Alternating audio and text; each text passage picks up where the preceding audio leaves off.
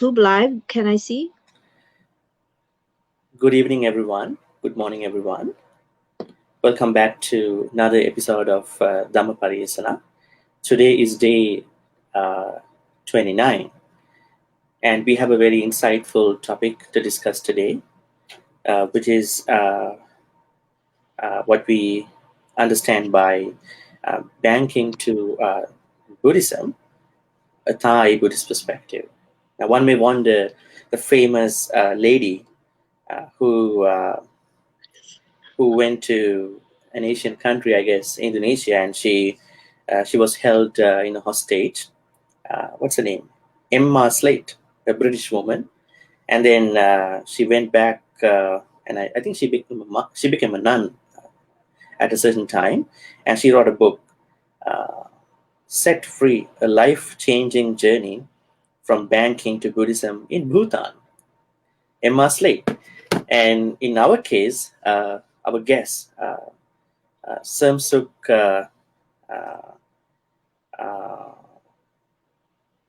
Patmastana, who's a great lady from Thailand. She's gonna share with us about her experience. She was a Buddhist by birth. She was not like Emma Slate, but she was involved as a Buddhist practitioner, in different capacities after she made her transition from being a banker who served in the banking sector for a long time, 20 plus years. So we wanted to discuss what she has to share about her life, especially the career, and then the time that she's been spending now. Let me paraphrase our guest today, Sermsook Patmastana.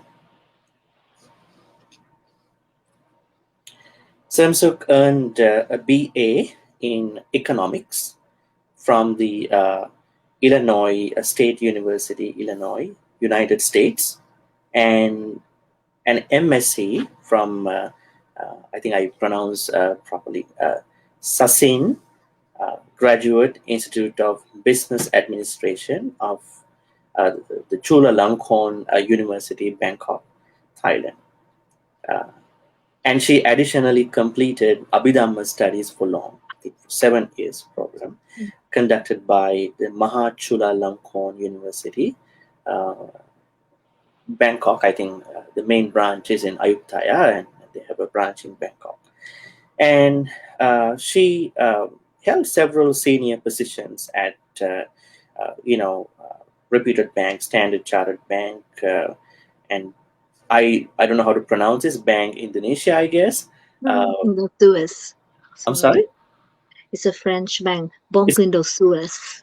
Is it called Banque Indosuez? Okay, it's a French bank. Okay. Yeah, she has quite a long time career in bank history and this financial positions, and she started her practice as a Buddhist by birth, but she deepened this practice after she left banking career. And I'm very happy to welcome you, Sermsook. Very happy to accept the invitation. Thank you for joining. How are you today? Fine. Namaskar, Bhante. Thank you. I'm fine. Okay. So without further ado, Sermsook, our topic is banking to Buddhism, a Thai Buddhist perspective. So we're going to figure out that somebody might think that you were not a Buddhist, and then because of something you transition into Buddhism after that. You are not like that. You were a Buddhist by birth, but you had a certain way of practicing Buddhism, while you were, working before you, got to work. But after you left the work, you were kind of like practicing Buddhism in a different, I think you are deepening your practice as a practitioner and involved with many other activities in Thailand and I think in many other countries. I can see that you are facilitating monks for Dhamma talks, and you are involved with other Buddhist organizations. A lot of work. You are doing a lot of work. So So that's your background. So my first question to you is that how do you view your 20 plus banking career in regard to your practice now? So you can look at how you started this and how you were and where you are at now. So, Sermsook. Okay. So you sort of want me to look back, right, into my career. Yeah.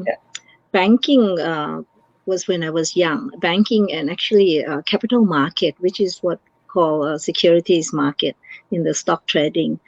It's a very hectic industry. I was born, of course, as a Buddhist from a Buddhist family. But when you were young, maybe you were not so deeply involved, and probably the appreciation was not much there, and you take everything for granted. And you're Buddhist, and you think you understand already everything. In fact, it's not always true. I was a Buddhist, going to the temple as and when required, and probably doing the tradition, but probably have not a deep knowledge into the teachings of the Buddha. So that probably because it's normal when people have something, you take things for granted and you do it in a very casual way, right? So, but as time passed, and also sometimes people, foreigners ask you, please tell me about Buddhism. Sometimes you take aback and you said, oh, how much I know. And you realize that you probably need to, learn more. I mean, deeper studies. So it's good that I was lucky that I met I would call Kalyana Mitta. Kalyana Mitta, which means good friend, right? In Buddhism, the friend that lead you to the right way, right? So I would call my teacher, my Kalyana Mitta. She's a lady, and her talk was very thought-provoking and got me going to reading. I was fond of reading more and more books in Buddhism. In fact, when I was young, I was not that interested. I was interested in reading like other kinds of books, spies book, love stories, that is without essentials. But when I got to know this Kalyana Mitta, I would call Kalyana Mitta, so the people at home would know Kalyana Mitta is a friend that lead you to the right direction. So I started to read more and more and become a practitioner, probably in the later stage of my life, and also, of the banking career. And also, when in your experience in banking, if you have more than 20, 30 years of banking, you've gone through so many crises, banking crisis. The crisis, it was caused by external factor, not because of your own doing, but it impact your business, it impact your lifestyle, your working. So it was difficult to cope. But when you meet this friend and introduce you to meditation, it helped. It introduced you to some books, I read. Once you read more, you find that you want to learn to find out more, not casual knowledge anymore. That's the many 20, more than 20 years of banking. Great. So, yes. There are people who think that I don't want to get into Dhamma until I get old, because now I can work very well. I wanna earn a lot of money as much as I can, especially when someone is able to get into kind of a financial life, and if there is a bunch of procedural positions on the way, they won't. Some of them might not want to think about the Dhamma, but in your case, I don't think you are not someone like that. You were practicing Dhamma in a different way, but the only thing happened was you deepen your practice after you left your career. Okay, the next. Probably, yeah. I would say that probably in the early stage of everyone's life, maybe your goal was to make money, right? You want to make money and to build a strong foundation of your financial backup, probably. But Yeah, sometimes people get carried away, right? that's the You could common get pursuit. carried away. The common pursuit that everyone has. Yeah. Right. Great. So my next question to you is that how do you define a Buddhist by birth and a Buddhist practitioner? Because this is a crucial question. If you take a look at countries, including your country, Thailand, a lot of people, they are bornly Buddhists, but some of them, they get into the practitioner perspective after some time, but some of them, they say, no, we're just gonna carry on with our ritual cultural things only. The kind of people who say that now they want to practice this in a different way, they say that, although now, for example, we took 5 precepts, but at the time that we took 5 precepts, we never cognized what they are. Not killing, not stealing, not misbehaving, not lying, not taking any beverages of food, so that they can have the right mind to decide. So these were just ritualistic cultural things. They never cognize what they are, how they actually work for them in the real life. But later on they get to know this is something very practical, which is not just a ritualistic something. So in terms of this cognizability of what they've been doing, I'm asking you, what is your piece of thought to those who really want to get out of this baggage of uh, this cultural thing only, who really want to balance out the culture and the practitioner perspective? So how do you draw the line between these two, and how do you think about this thing? Should all get into a practice at a certain time, or rather just continue with their cultural things only until they die? I think, as I said before, when you were born as one, sometimes you take things for granted and do not appreciate it as much. And when you were young, and if you're not taught, actually in the system of Buddhist countries, I visited many Buddhist countries. They do teach when you were young, but as the economies grow, maybe they lessen the studying hours of the Buddhists, and the students learn less and less. I see that countries like Sri Lanka or Myanmar, they do have Sunday school. They do put a lot of emphasis when you were young. You were taught that way, but same as in Thailand in the past. But then later, the economy grow, our country is developing, and then people thought that when you were born Buddhist, it's it's easy. But as you said, they don't really practice as a Buddhist sometimes. Even 5 precepts, they don't observe, right? And they don't understand why you need to observe 5 precepts. No one to teach them that when you damage others' life, that you would not want that to do to you. So why would you do to others, right? The same thing when you taking other people's possession, stealing. Other people also work hard in their life, just like what you do, but you just want a short way out. You take things away from them. You wouldn't want that to happen to you, right? So you should not do the same, right? The same as other ones of the 5 precepts. So if they understand and if they reflect that you don't want that to happen to you, but why would you do that to others? If you want to do that to others, isn't that a selfish way of thinking? Is that unwholesome? Unwholesome, it's akusala, right? Kusala and akusala. So as a Buddhist, you should not do anything that unwholesome in your life. But you will not taught were not emphasized hard enough in maybe, and that's why some people do.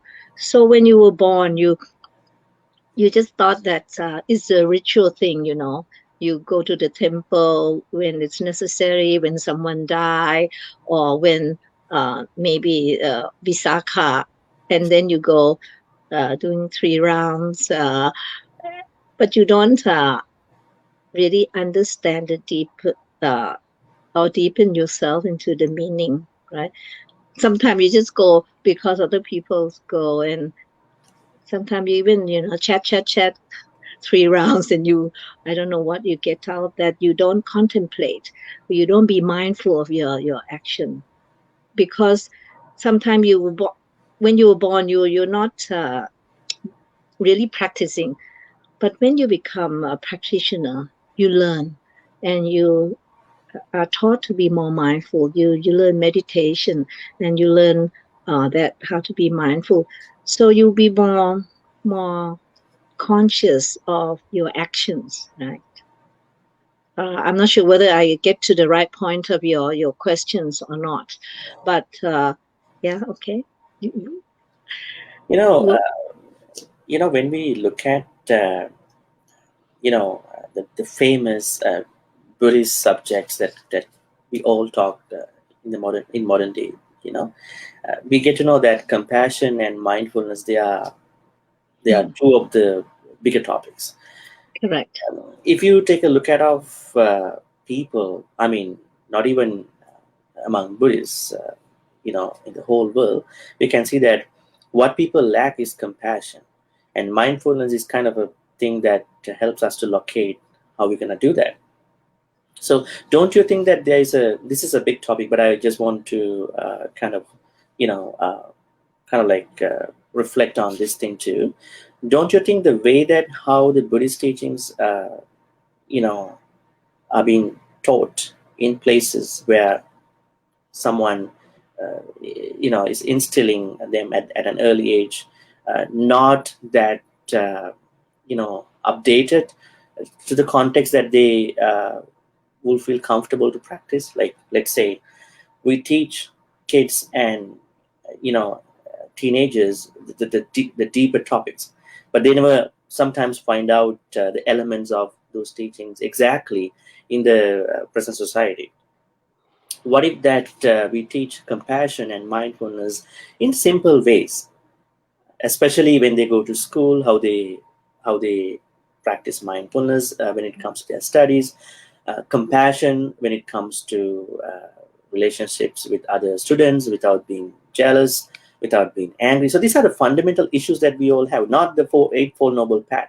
In the first place, we should study Eightfold Right, Noble Path. simple, Yeah, right. if you go to a certain Dhamma place, they teach all these bigger topics, but once the students graduate, but they don't know how to incorporate these deeper, higher teachings in their daily life. So Yeah, this is where people get stuck. So I was just right. wondering how we can find out a practical, non-offensive way, to teach Buddhism, so that I think this cognizability between those people who are Buddhist by birth and who wanted to become real practitioners at some point of their life will kind of cross the path. Mhm. That was my plan. But I think you delineated that really good. So Yeah. yeah, please go ahead. No, I just said that when you teach them when they're young and use the daily practice, you know, helping others, being compassion, like as you said, loving kindness, probably when you were young, you teach them that you want other people to do to you, but you have to start doing it to others as well. Right. It's like the golden rule in Christianity, right? Right, right. Don't do anything that you don't want others to do to you, right? So that's a very good way of teaching. Yeah. And also it's good if you start first, right?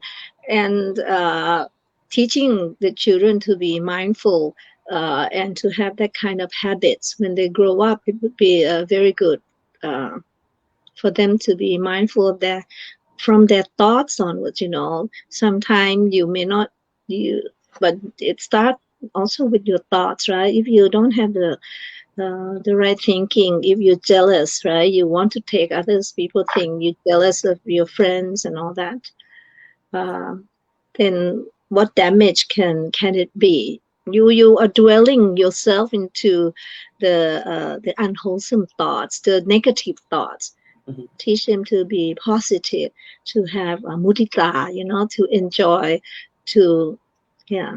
I can cite an example. Like I know one monk told me, uh, this happened in a temple in Canada, and he taught students about the omniscience of the Buddha. Omniscience. The Buddha knows everything. Hmm. So even though we know it by theory, and he taught this in a Dhamma school, and one girl raised her hand and she said, "Venerable Sir, I think Buddha knows something, not everything." And the monk continued the class, and at some point at a certain point of the same class, he again repeated, "Now, Dhamma folks, I want to tell you, Buddha knows everything." Hmm. And that girl once again raised her hand, said, "I'm sorry to say, I still think Buddha knows something, but not everything." Hmm. And at the end of the class, and the monk was asking, "What's your feedback or everything in common?" She said the same thing. And he got angry. The monk Hmm. got angry because he came from Sri Lanka and he didn't know, because Hmm. nobody questions him, right? Because Right. here in this system, not even in It, Canada, in most of it countries cultures nowadays, different. Yeah. the Yeah. children, they look at Buddhism, rationally. They want to question, not just to blame, not just to criticize the monks, because they have questions. When you say this question, uh, you have to go in a practical way. So he told me what was happening, and I said, you know what? At the time that you could have talked many other simple topics, especially for children, and you don't know a certain separate way how to prove that Buddha knows everything. We all know by books. Why did you pick this topic? You can pick something like very Hmm. simple, so children will Hmm. find, okay, this is compassion, Right. this is mindfulness, and I can see a connection these two.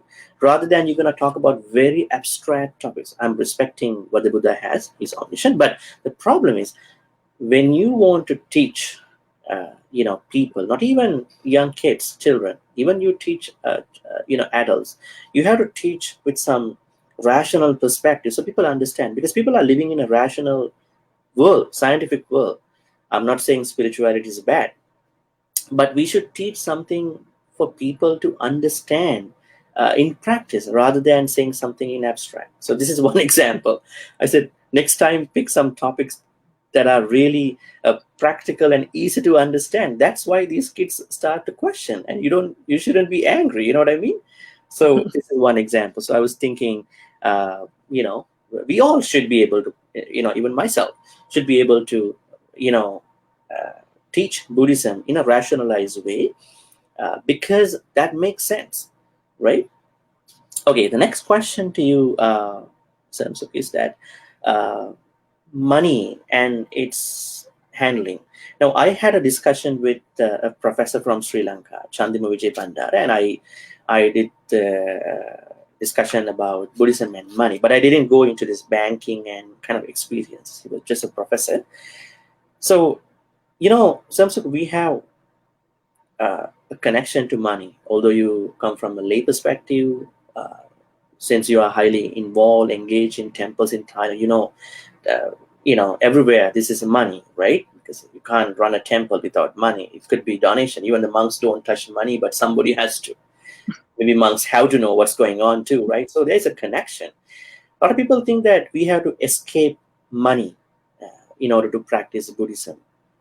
So, they're kind of like uh, having a hard time in understanding how do we look at Hmm. money, financial things with Buddhism, especially the topics like loba, like greed. Those are hatred and moha, delusion, which means which causes the both loba and dosa. So, what do you think? Is there a way that a Buddhist or a person who wants to practice Buddhism Buddhist practices, handle money in a wholesome way without being too attached? Attachment, when in the lay life, you may have certain level of attachment, but not really to spoil yourself. I think if you money you need to make to cover the necessities, to keep when you are you're not well, or to support the family, but you don't need to be attached, because sometimes when people are attached, it means that they always want more and more, never enough. You will not have enough amount of money to please if you have always want more and more, right? The greed, if greed is there, but you need to make money, right livelihood in a right way, and also when you said not to be attached, it means you should not be so materialistic. You know, when you have one purse, maybe you want the second one, the third one, the fourth one. It's never enough. Or when you see other people have this and you also want to have. I think when you have money enough to make your living, and you have enough savings, sort of you should also have control of yourself, right? But nowadays it's difficult, you know, because this internet, you have movies, you want to follow this movie star, that movie star. When you were young, you want to, you know, look good, look like that movie star and all that. And it's never enough. You will see later that you would overspend. When you overspend, and maybe you are living beyond your means. Maybe you're making only A, but your need is A plus plus plus plus, right? So you're living beyond your mean. That's why that, when in a bigger picture, it causes so many financial crises. You will see that at one time there was a financial crisis in a big country, like securitization, right? You probably, it's difficult to explain, but it's the mortgage-backed securitization, right? You have one house, you put on mortgage, and then they bundle it up, and then they sell it, and then you probably take up another mortgage, because bank loan was easy, but you don't realize that your income cannot be enough to service all those loans. So you leverage yourself, you borrow more than you make, right? So when it comes to the crisis, the value of the properties come down, and you have to sell this and sell that, and you cannot cope with that kind of disappointment, right? When you are so attached, you will always have a disappointment, because you cannot have unlimited level of income when you have unlimited needs or unlimited greeds, right? So that's why it causes so many crises. And when people are in that situation, sometimes they don't know how to get out of that situation. And if they realize and look back, they would know that that happened because it's causing them to be in that situation because of their own greeds, right? Their own lobha. So you can have attachment to money, but to the level that it covers your necessities, and you should also have enough savings, and you don't forget to have generosity, right? In Buddhism, dana, generosity, is the very first thing, right? If you are able to share to others who are in need, right? I mean, you know, not to really trouble yourself, right? To have excess, and you can share. I mean, after, of course, taking care of your own parents or the relatives that you need to look after. That is what is taught by the Buddha. But I believe that if you can share and be generous to support others who are in need, you will find also you will find happiness in that. Not only happiness in the material things, you know, one car is not enough. You want second car, third car, fourth car, fifth car, but you can only drive one car, right? So when you have limited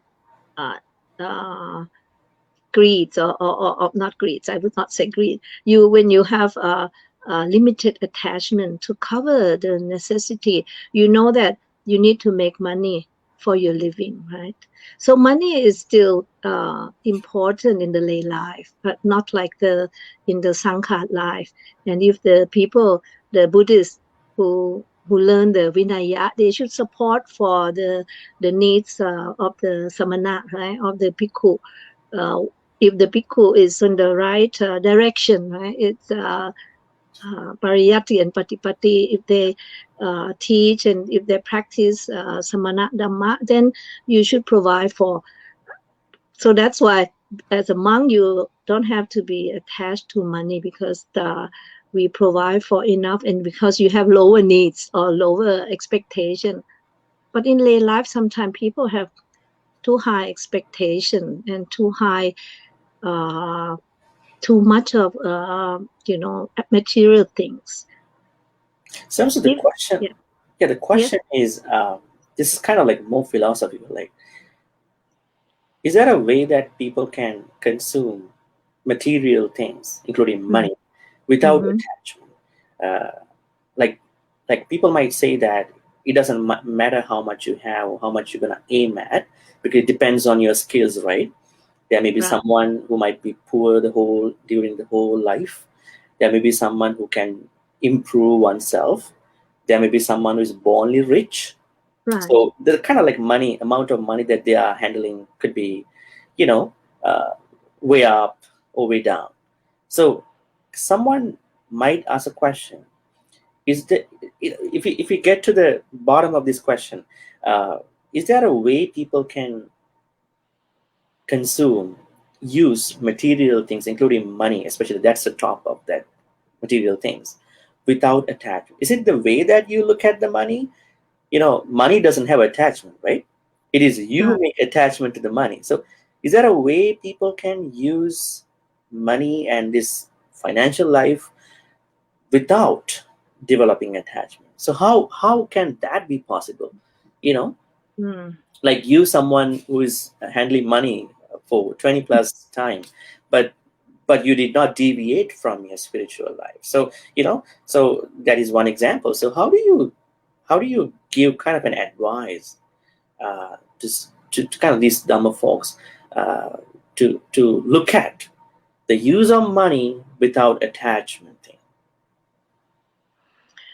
The use of money, I think when you have some material things, you should make use of it as much as you can, not just superficially. You want this and you finish it when it's still useful, and you go on, want the new one.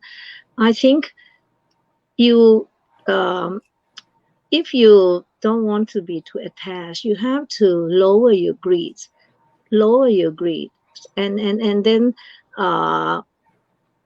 perhaps you don't what they call, you don't think that money will buy you everything. Yeah, everything. Spiritual life is important.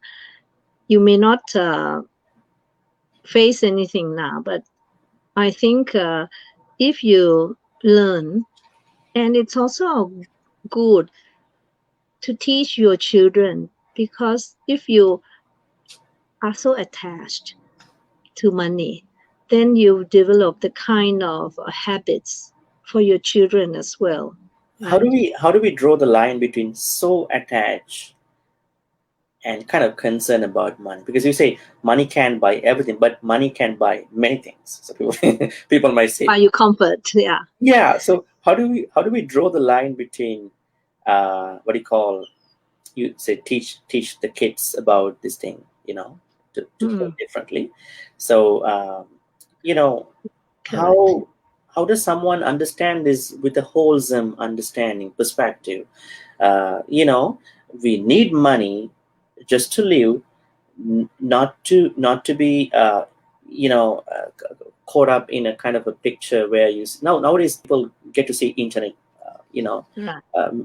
oftentimes. So they're kind of looking at people, billionaires, trillionaires. This didn't happen before. So they kind of like, they either get jealous or they either get motivated. They either get bombarded, uh, with all these things. So how do we nail down Mm. at this point? I think you should not dwell yourself too much and comparing yourself with other millionaire or billionaire, right? Uh, in your life, you have to also try to think of the happiness in life, right? The happiness is among family, among friends, and the enjoyment. It doesn't have to be the happiness from having so much, right? How do you draw the line? I think you should learn to reduce your wants, and then but don't be lazy, right? Oh, I have already enough, and lazy. Buddha never taught us Yeah, to be that's a good lazy. point. Very good point. We should not be lazy. We do your best. You do your best. If you have more time, if you already do your best, and if you want to volunteer doing things for others, you will find happiness in that. You will see if you study economics, material things.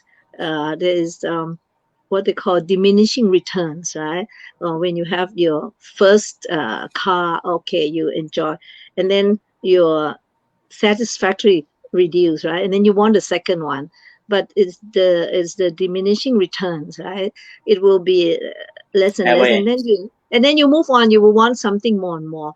So you have to try to develop yourself to find happiness in life, in feeling good that you can help others, feeling good that, oh, I have enough food, I have a good family, good living thing, and then spare yourself or your time to do probably spiritual things, right? Studying what you don't know, or you want to learn more uh, of your own religion, right? Sometimes people, it's difficult, right? When people so attached. They don't think that religion is important because they only dwell themselves until something happened to them, right? Until some mishap happen in their life, and then they may be lost, and they may uh, do the wrong things, right? Take their life or do other things. You see so many news in the newspaper during the financial crisis.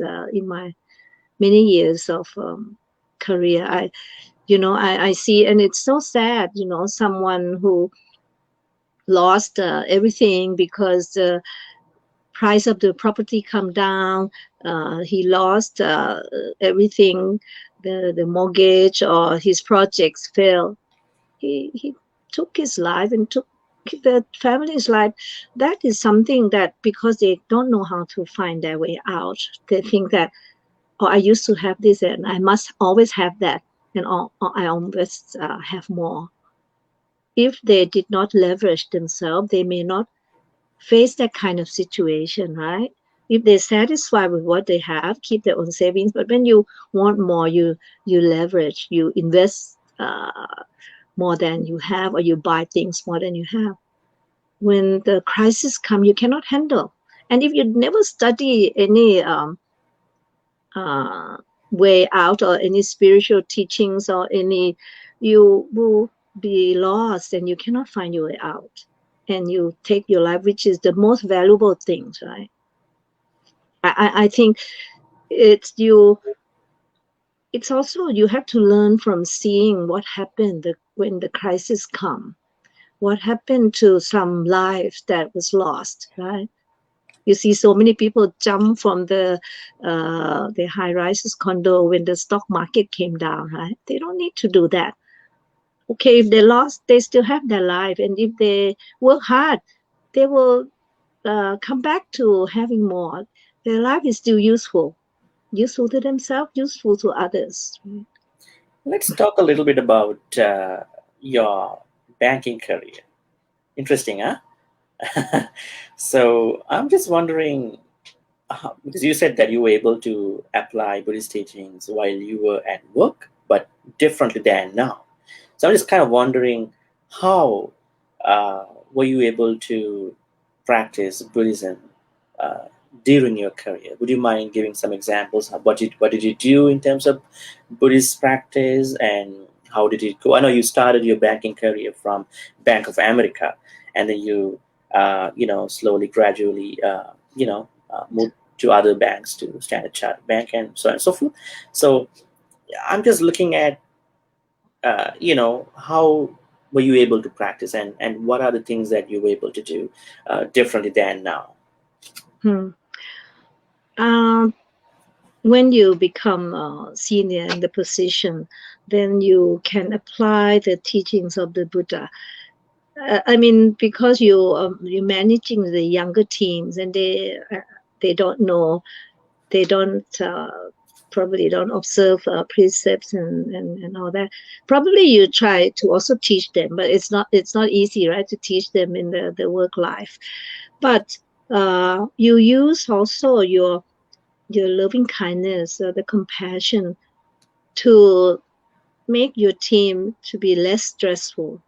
In banking, when you're working in an international bank, or I think in any corporates nowadays, it's very stressful, because they always want more, right? The shareholder wants more, so they pressure the management. The management also want to tell the staff to be more productive. They always measure everything, productivity in your team.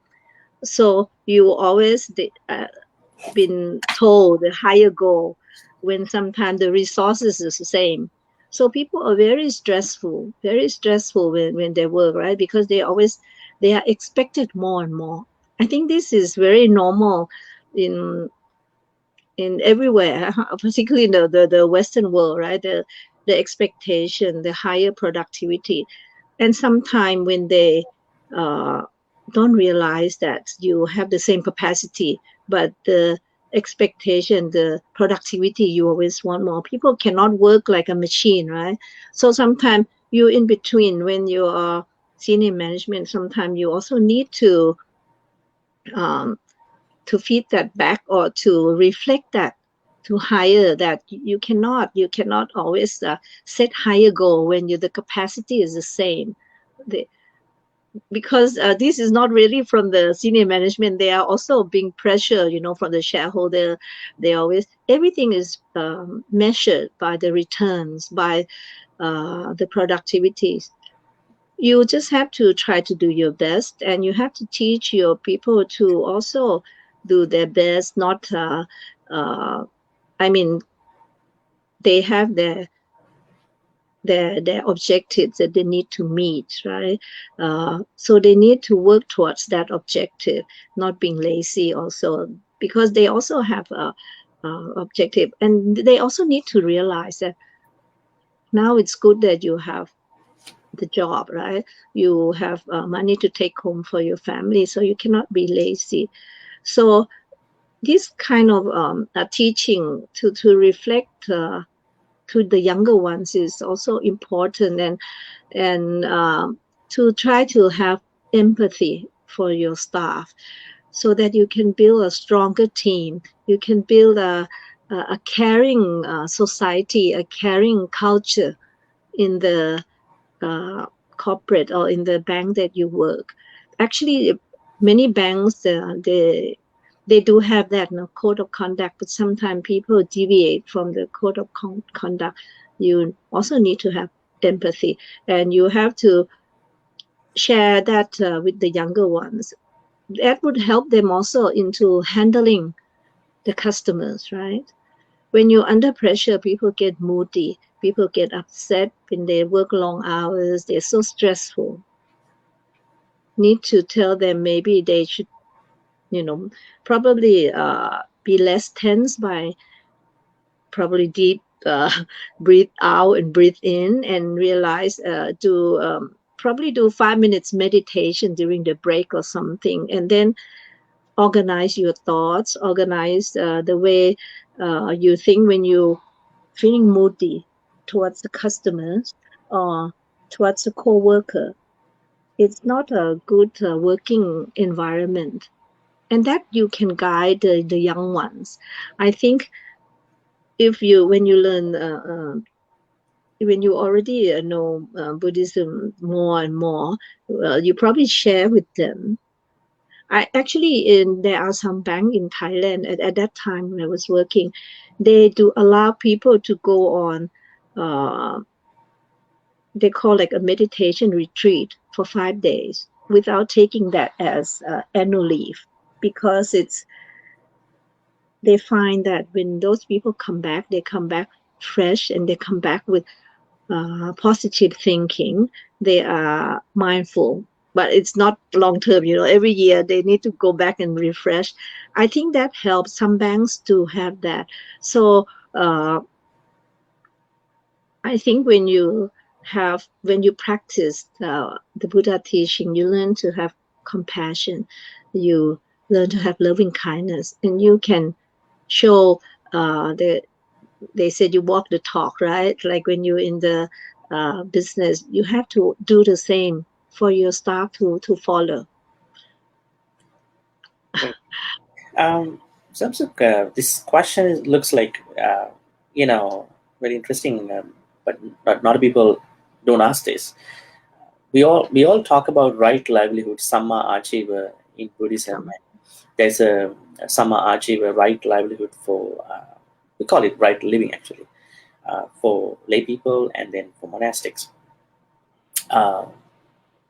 Do you think bank sector, financial places, they are good places to practice 5 precepts? Can people who work in there can practice 5 precepts really good, or is it a difficult task? So with that, I want to bring you this thing, like every work in modern days involves some kind of a non-virtuous, like a gray area, like kind of like market the products and sort of disillusion, blind, those kind of stuff, deception, swindling, right? So, but people can help not applying, not getting to those jobs too, because they have to live, right? So how does someone understand this thing? Is it in a way that, okay, this is a job, I know this has happened, like going for a job in a tobacco company, going for a job in a place where animal products have been done, going to work in a I don't want to mention all these jobs, in a sort of company where they see on the surface that this is not virtuous on the surface level, but they have no other way to go ahead. So what is your piece of thought for those who trying to understand how my work aligns with Yes. my practice, or the practice, the Dhamma things that I see on the books? Because I can see a lot of things. You can do this, you can swindle, you can deceive people. I read that, but in action, in my normal life, I don't know whether I'm doing that or not. But sometimes I can see, sometimes I can't see. So what is your piece of thought, like a kind of a balanced thought about this subject? I think we have to look at also the smaller picture in our workplace, and also the bigger picture, right livelihood. There are certain Samma Achieva. You earn your livings in a the right way. You don't tell lies, right? You don't oversell, like you said. Actually, in many organizations, they do have that kind of code of conduct. You don't lie to your customer. You know, so that you get the sales. Your performance is higher because you lie to this and that, and you, like, for example, like some people work on a commission, right? And you just you don't do you so that your performance is always higher. But when you lie, then it's not right livelihood. And you use also the right language to the customer. When anything that is risk, you have to tell the customer this is risk. But sometimes if you don't have the right livelihood in your mind, you may hide some facts, right? Just so that you can achieve the sales. That is wrong. So in some organization, they do build this in the code of conduct. This is the organization. But if you look at the big picture, in banking, there are certain business that we will not finance, right? Or we will, for example, a certain project, there is what they call equator principle in the banking. The central bank have to prescribe by the agreement of the World Bank, the bigger picture, because that's the equator principle is for banks to do like project finance. They have to scrutinize whether that project is harmful to the society, is damaging the environment. If that project, you cut the trees, you destroy this and that, to make the environment bad, if that company or factory doesn't have the measure to control the the water or the wastewater and just pour it into the river and the poison go all over, the fish die and all that, you will not finance that. That's why when you do lending, when you do project financing, you have to look into what they really do. You don't look at it superficially, how much in return, how much return on investment. You have to look at their business, how much money they put into control the carbon level that they create, right? If they don't have enough control, sometimes you don't finance. And there are also measures from the central bank that they set at certain level that you have to comply. If the country have that kind of enforcement, it will not damage the environment, right? So in the big picture of the banking industry, or even in the capital market, you only finance or support the business that will be useful to the community, that create works for the people in the community, that will not destroy the environment, right? That will not pollute the air that we breathe in. Because if we don't have that kind of concern, or the banking don't have that kind of concern, we will have bad, pollution. The pollution will be higher and higher, and it's bad for the society, for the community. That's why I said that's a bigger picture. Sometimes, if you don't have that in mind, the company, don't put up the machine to drain the water or to control the level of the pollution, because it's cost it high in their investments. If they don't have that, you don't finance. If they can finance on their own, but they should not also meet the industry standard that is controlled by the Ministry of Industry. So I think that is already a big picture that they have concern, right? But to a smaller unit in your own banks, you also have to teach, train your people to think of the benefit to the society, to be truthful to your customer, to know your customer. That also to avoid any fraudulent or any business that is, in the black market business. Many countries do have that certain things you will have to be watch out for, whether they are that industry abusing, have workers that is underage, or labor that is abusing the the owners abusing. So that kind of control, you have to go and look. And if you have that in mind, I think you would have a pleasant community, right, to be in. So the workers can be happy that a lot of codes of ethics are in place. So I mean, they can understand that these are in place. So we are not 100% doing something non-virtuous. Thank you. And now Right. this is my last question to you. You said that banks are, of course, competitive. There's huge competition going on because they are working with money, far and wide. So they have stress, depression, long working hours, hard working, pressure, peer pressure, pressure from other banks, domestic, international. So, and you also said that they have some projects like retreats, mindfulness retreat that the banks send their workers for 10, 20 days retreats as well. I wonder whether this happens in every bank in the world, but in some places.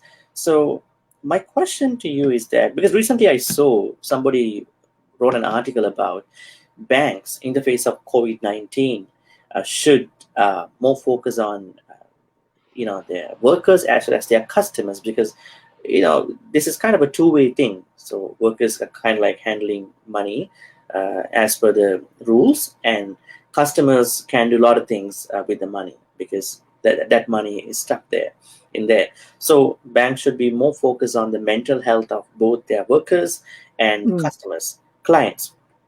So my question to you is that,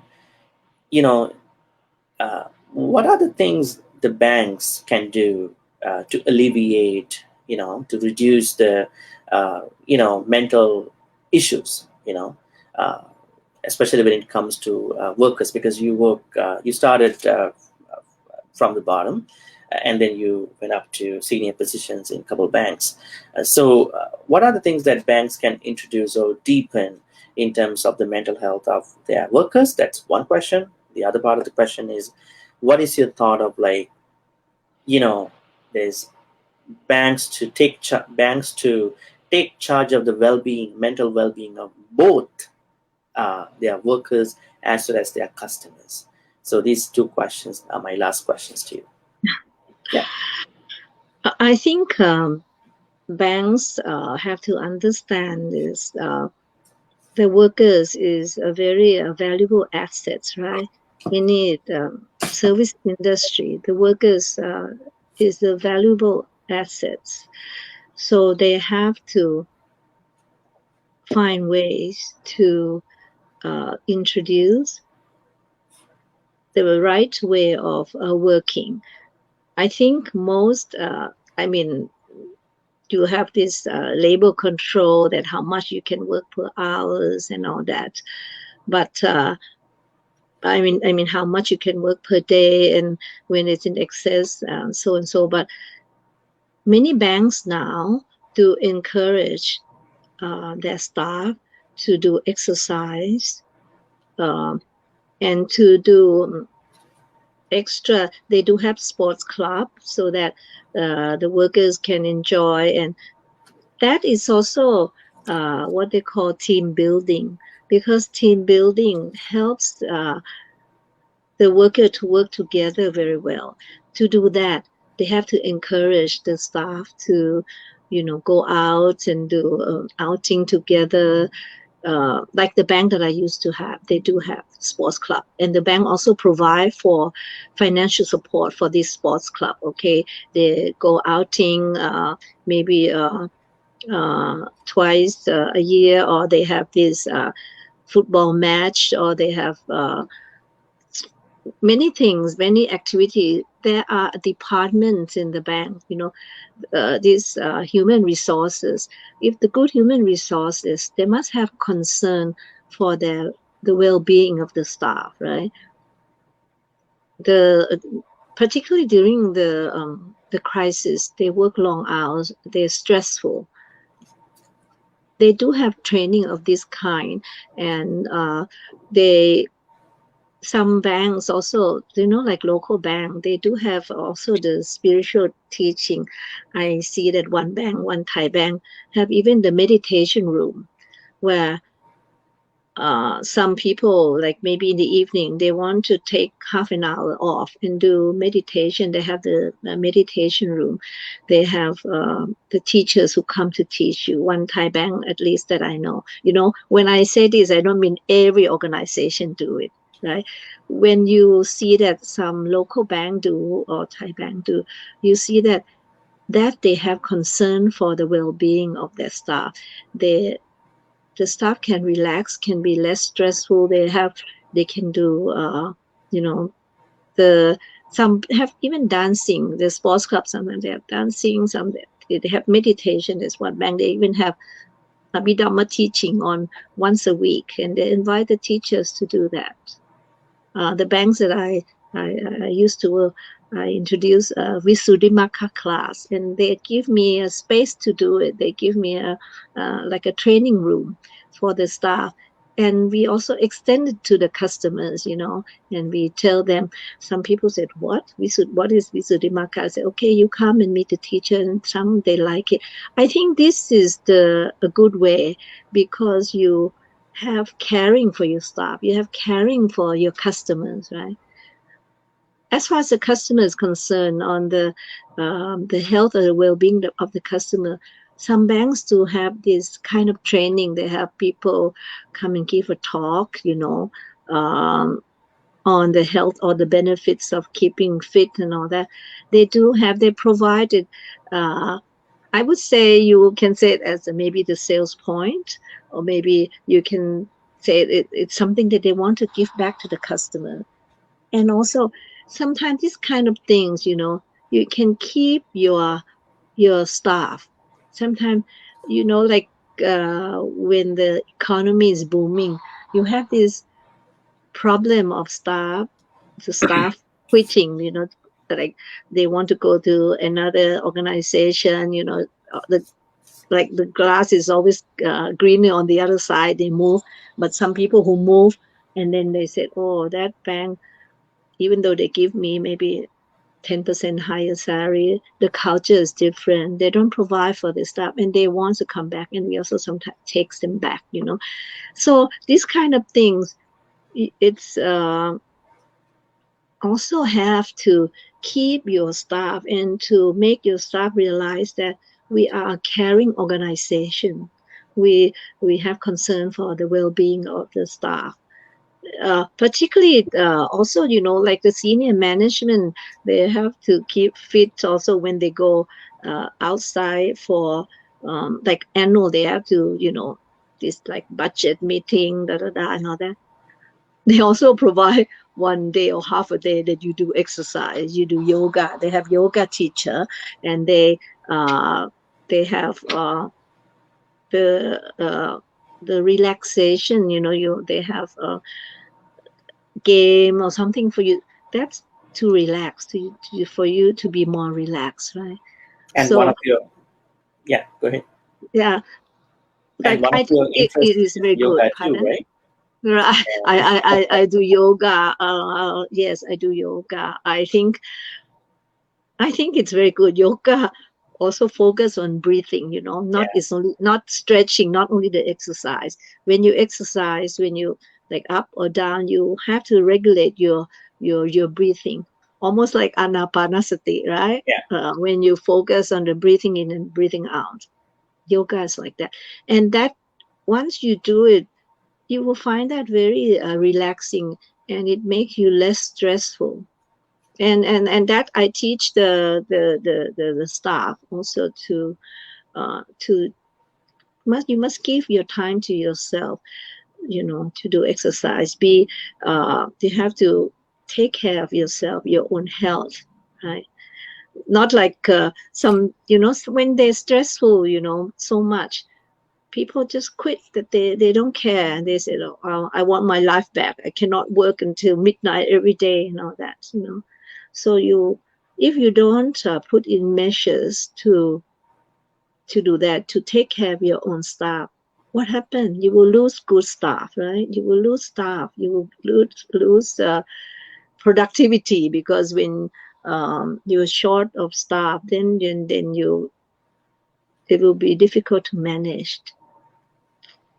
Dhamma friends, today joined with me was a senior official at the Standard Chartered Bank in Thailand, and she was very much involved with Buddhist studies. Her name is Sermsook Patmastana. Thank you, Sermsook, for your insightful answers about this transition between banking and Buddhism. Especially, you also delineated about how can we understand Buddhism, with regard to financial, sectors like banking, and you also delineated about what are the issues that you can see, among workers in the banking industry.